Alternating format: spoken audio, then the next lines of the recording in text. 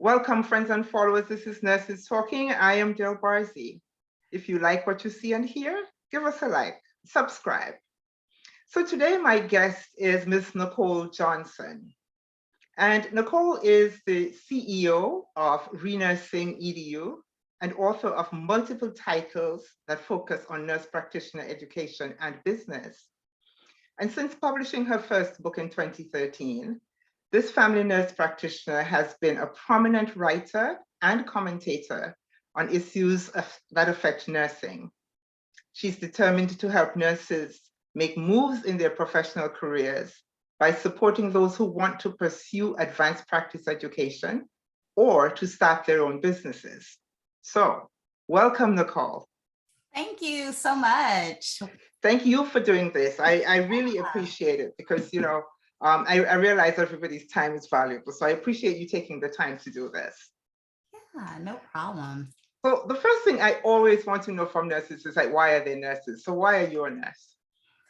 You may not have heard this answer before, but I wanted to care for people. I knew from a very young age, I wanted to be married, have children.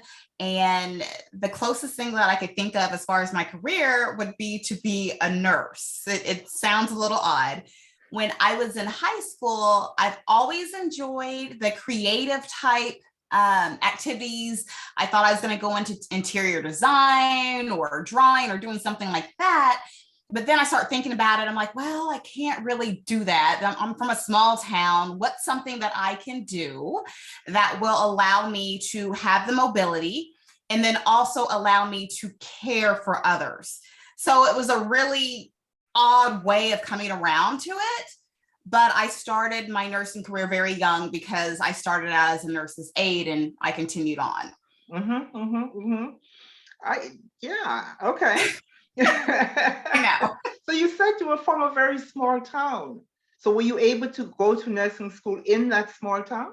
Well, I say small town compared to where I live now, but okay. I was from Oklahoma City. Okay. So not necessarily small, but I was in Oklahoma and everybody thinks of Oklahoma as, in the country. Well, how have it been? Yeah, but no, I was able to I went to OSU. That was for my RN degree. And actually before I was an RN, I was an LPN. Okay. That's what they call us in Oklahoma. Yeah. So, no, I was able to go to school right out of high school and I just continued on. Okay. Any challenges in that particular part of the journey? Yeah, there was a lot considering the fact that I had originally really wanted to do something creative. And, I got into the nursing for the caregiving aspect too, but I was a late bloomer and did not have a family until I was later, which is completely okay, completely normal. But there were challenges in trying to figure out, do I want to continue climbing up the ladder, which obviously I did because I'm a nurse practitioner now. So that's what I ended up doing, just continuing climbing up that ladder. So that was kind of a challenge. Like, do I really want to do this? So I had to think about it each step of the way and I continued on. So I am, like I said, a nurse practitioner right now. I have my master's degree. So, but those were my internal challenges. That's what we'll say, internal, not necessarily external. Internal challenges. I get it. I haven't spoken to one nurse. I find myself asking the question about challenges because I haven't spoken to one nurse that hasn't had challenges. It is in itself a challenging profession, and then we bring our own little things to it. And yeah. So that kind of goes into, do I want to continue? Is it going to be different once I go up the ladder? Is it going to be the same? Yeah. How long did you work bedside, if you did? A long time. I want to say a long time simply because it was hard for me to find these jobs that people keep saying, like outside the bedside, and you can do remote or you can do this. There's so many options. And I'm like, no, there's not. You kind of get stuck in a role if you've got experience somewhere, and it's really hard for you to transition. And a lot of people don't understand that. So as an LPN, obviously my roles were limited. Once I became an RN, I immediately went into ICU. And I stayed in ICU for a very long time. I went to neuro ICU. My last RN position was in a CV ICU, recovery room type. So, goodness, that was from about, I have to think back now. The last couple of years have been kind of a blur, but from bedside, from LPN all the way through, it was about 2016 when I became a nurse practitioner and got my first job. No, 15. Yeah. So I got my first job as a nurse practitioner in 2015. So it was about 14 years, pretty much at the bedside in some capacity or another. Yeah. So, and then you kind of, so in 2015, you become a nurse practitioner. Before that, you are an author. I see you wrote a book. I've written a lot of books. You've written a lot of books. Yes. It's so funny because that first book was written in like 2013, I believe. And after that book was done, I'm like, I'm done. I'm never writing another book again. And since then, I've published over 30 titles. And actually, at the time of this recording, I actually have a textbook that is coming out for nurse practitioner students for Adult-Gero primary care and family nurse practitioner. So that has been my big project that I've been working on for many, many years right now. But yeah, I said I'm not writing another book, and it ends up here I am. So anymore. So what was our first book? Well, the first book was actually about entrepreneurship. So it was about helping nurses become entrepreneurs, and it's actually still out. It's so you want to be a nurse and you want to start your own business, the complete guide, basically, because way back when I would tell people that I wanted to be an entrepreneur and start my own business, they would think I had like 3 heads growing out of my neck. Like they looked at me like I was absolutely crazy. Like, you're a nurse. Why would you want to start your own business? You can do this, this, and this. Why would you want to do that? So that's kind of where the title came from. And it was just a basic book about how to start a business as a nurse. You know, that's one of the reasons that I do this. Because nurses, I think, don't know just how much there is out there, or even how to navigate getting into other areas of it. And B, because people, the public does not, they see us in one lane. Yeah. In one lane. And the minute you say to somebody that you're a nurse, well, they immediately have this picture, you know, scrubs, white cap, whatever it is, but bedside institution. Yes. And there's so much more to nursing than that. Yes. There's a whole lot more. I can completely understand. People do the same thing. Like, where do you work? What do you do? What unit? And I'm like, I know. I don't work in a hospital. I don't work in an institution. Huh? Yeah. So, are there any aspects of nursing life per se that you'd like to see change? Oh my goodness, there's a ton. So we all know about nurses eating their young and being bullies to maybe new graduate nurses. And luckily, I'd only experienced it very rarely in my career because I guess maybe I give off a persona that I'm pretty confident and I can stand my own ground. But I've had a couple people nitpick and then I just have to tell them off and then they're done. Yeah. But someone who may not have that same type of personality, it may affect them completely differently. Yeah. And I don't know if you're aware, but I recently did an article last year that the suicide rate for nurses, female nurses, is 2 times higher than the general population. Yeah. And that was pre-pandemic, right? So now we've got the pandemic going on for at least 2 years now and all the stressors that go along with it. So what is the mental state of these nurses? Yeah. You know, and I had to think about it because I had done the article and then I thought back in my career, I knew someone who committed suicide. I was just about to say, things like alcoholism and dependency and all of those kinds of things. PTSD, anxiety.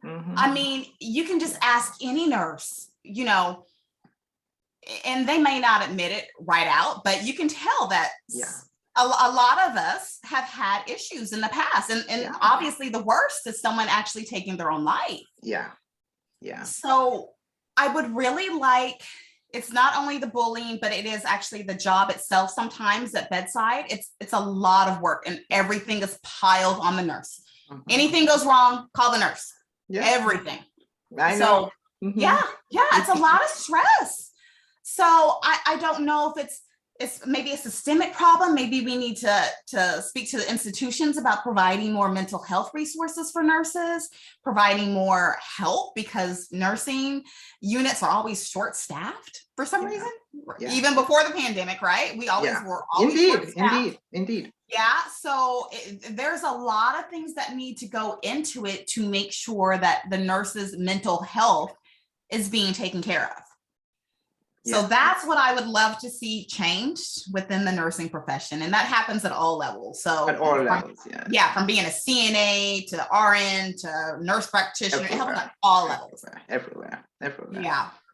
What I would actually like to see is nurses being more active or more prominent in the decision-making process, in the policy procedure-making process, which somehow might, I hope, affect things like that create all these challenges. And then again, also, what I see happening these days is that healthcare has become very, very corporate. You have all of these corporations buying up all of these institutions. We did not go to school or come out of school with a corporate mindset. And so all of a sudden we find ourselves expected to behave as though we're part of a corporation, and we don't know how to do that. That's not what we do. No. We were trained and we went into the profession because I think the underlying thing for most people is that they actually have a caring heart and they want to help people. Yes. So yeah. So I don't know. I hope we get there. I really hope we get there, because I worry. It seems to me that, I've been a nurse for coming up on this year would be 48 years. Wow.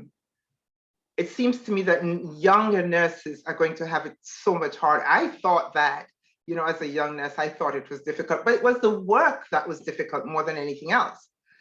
Now there's so many other things surrounding it that are difficult that, I don't know where this is going to go. Yeah. Anyway, let's get away from the morbid thing a little bit and tell me what would you say is your greatest achievement so far as a nurse? My greatest achievement, I think, would be that I feel like I'm helping people on another level. Okay. So as a nurse, I could only help, the 2 or 3 patients I was taking care of that day. And I have stories. I love my patients, but I believe that my greatest achievement is showing other nurses that they can do whatever they want.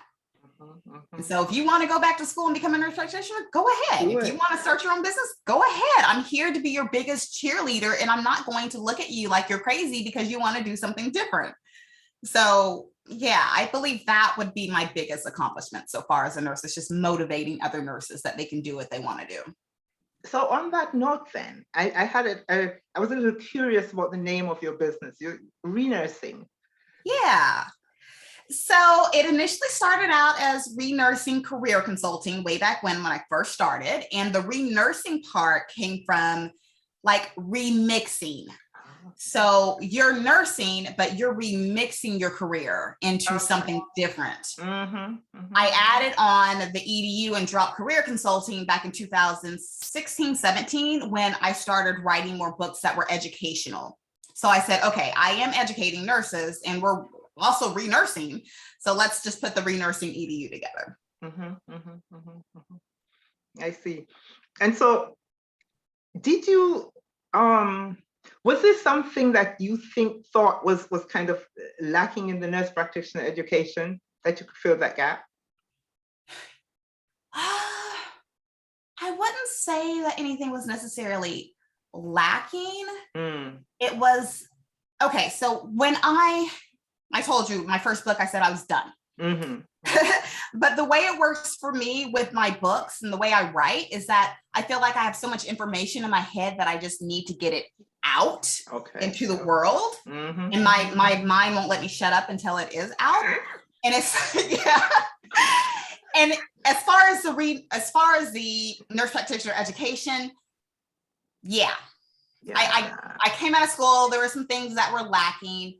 And it wasn't just me going through school and the whole school experience, it was me being out on the job. So I would see other nurse practitioners struggle. I would see students come in as my, student, and I'm precepting, I would see them struggle. I'm like, why are you struggling with this? And my books, yes, they do go through the basics of nurse practitioner education, but I do also talk about how we need to prove ourselves and be better, because people are already looking at us like, okay, you're a nurse practitioner, so I'm not really expecting much. So you need to be at the point where you are better, and you are bettering yourself through self-education, through self-study, taking it upon yourself to do a little bit extra, and the books do have a couple of things in there that are maybe not something that you would see in nurse practitioner school per se, but something, this is something you need to know as a nurse practitioner who's going to be working in primary care. So it was kind of like that, but it wasn't necessarily to be a dig on the education. Yeah.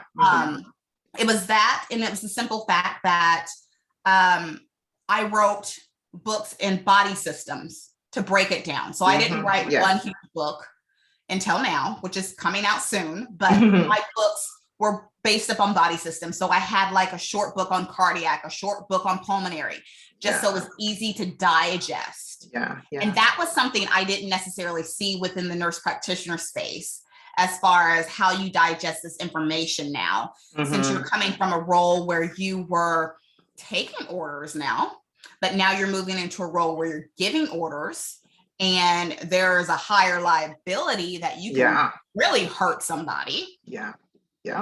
So that was my thought process with doing the series of books, that it would be easily digestible and easier for people to understand and retain. Were you always a writer? You know what? My mom said I was. She still has some of my books I wrote when I was in elementary school. And I remember her telling me, Nicole, you're a good writer. And I'm like, blew her up. I'm like, okay, Mom, whatever. And then, like I said, after that first book, I was done. I'm like, I'm not doing this. But I guess now that I look back, I'm always a writer. And so even now I've got the books, but I still write articles for publications. I still have people coming and asking me to write different things and stuff like that. So I guess so. Because you told me there's so much stuff in your head. You got to get it out somehow. I know.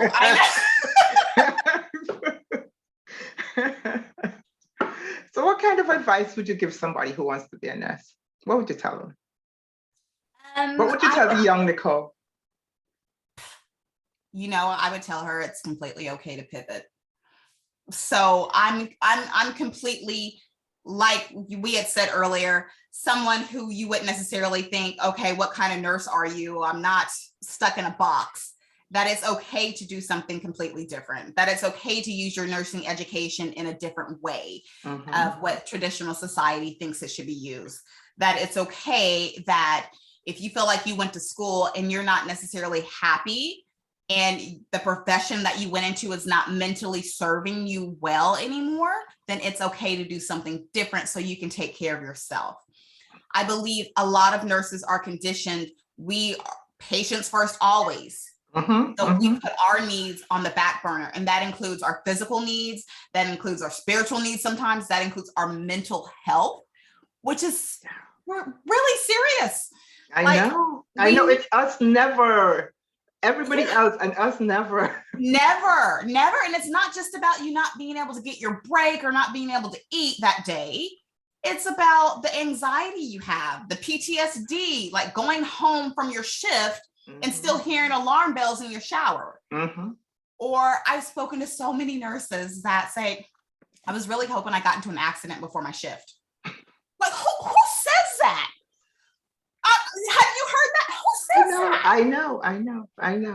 So we really need to take care of our mental health. So for the new nurses coming in, I just want to let them know that it's not just them. It's not just because it's a new profession to them. It's not just because it's fresh and new. You don't really know what you're doing at that point. You need to stop and take care of your mental health first, because you're not going to be good to anyone else if you don't. Yeah. Yeah. You need to understand you need to be taken care of first. Yeah. I hope one of these days we get that across. Yeah. I really do hope so. So here's a question I've been asking nurses, because I'm curious. What would you say if you had to describe the most essential quality of a nurse in just one word? What would that word be? I'm going to go back to caregiving. Caregiving. Okay. I mean, because if you're not giving care, what are you doing? Is your job just so robotic that you don't necessarily care about patient and bed number one? I'm just going to go past meds and, Yeah. This brings me to a point where I remember I was on break, the very rare break you get as a nurse, and I come back from break, and the person who was supposed to be watching my patient says, "Oh, your patient spilled water on their blanket." And I was so upset with her. I was so, it's not the fact that I can't go get a blanket, but it's the fact that you left my patient there. Yeah. You left my patient there uncomfortable with water on their blanket because you didn't feel like going and doing it. Okay. Like you could not be a person that cared enough to get them a dry blanket. Yeah. So it has to be care and caregiving as far as the word for nursing. Caregiving. Yeah. All right. What to go back to your writing, what's the name of your textbook coming out? We need to put this in the description box or something somewhere. Yeah. It's a long name, but it's Adult-Gero Primary Care and Family Nurse Practitioner Certification Review. And yes, certification review. About 502 pages. I've been working with my formatter. I said, God bless you. I know. Never in a million years would I have thought that I've written a textbook. But yeah, at the time of this, it's taken about 10 months to format it, just to format it. It's been a long process. I can imagine. Yeah. That is no mean feat. Yeah. This is not a work of fiction, so that's no mean feat at all. Yes. Thank you. That's awesome, Nachole. That's awesome. So I'm talking to you, and I have this energy coming at me, So when this book is done and gone, what's your next project plan? I've got a lot.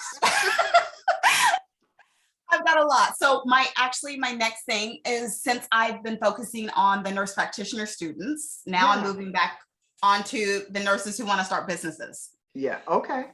So I've got a membership coming up that will be launching pretty soon for nurses who want to start their own business, because I get a lot of nurses that are like, well, I want to do something different, but I don't know what I can do. And they've run into the same situation, which is common. Well, I want to change specialties. Maybe that'll help, but I can't get a job in XYZ specialty. And then when it comes to business, nurses have no business education in school, right? So the membership is basically, it combines community, courses, and business coaching for me about how to start a business. And so this business can be worked on the side, or it can be their full-time business once it grows.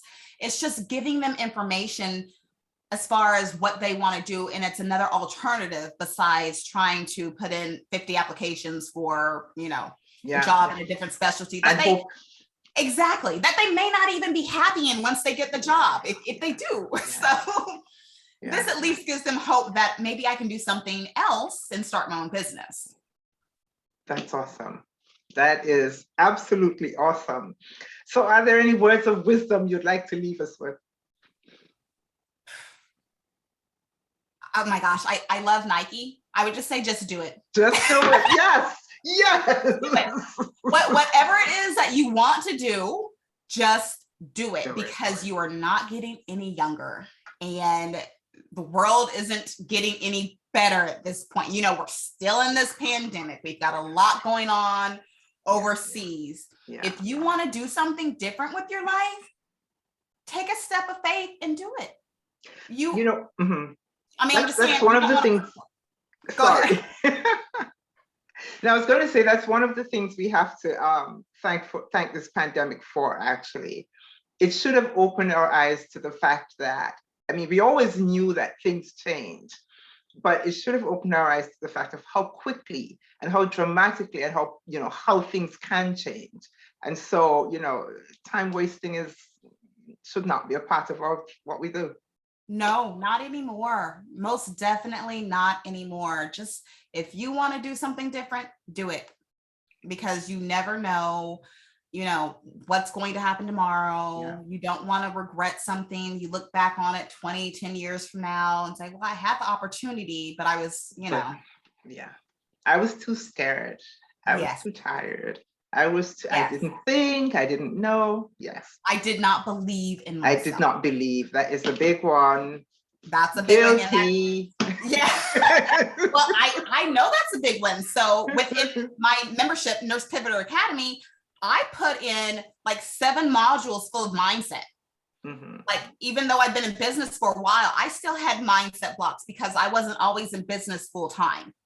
I always had my business off as a side. So when you move from a side business where, you know, you've got income coming in from your full-time job, and then it moves into a full-time business, your mindset is completely different. You have to have a completely different mindset. So I made sure to incorporate that, because that's a big thing. Mindset is a big thing. Yeah, it is. It is. And on that note, Nachole, thank you so very, very much for talking to me. I have enjoyed every single minute of this. Thank you so much. Yes, thank you once again for having me. My pleasure, my absolute pleasure.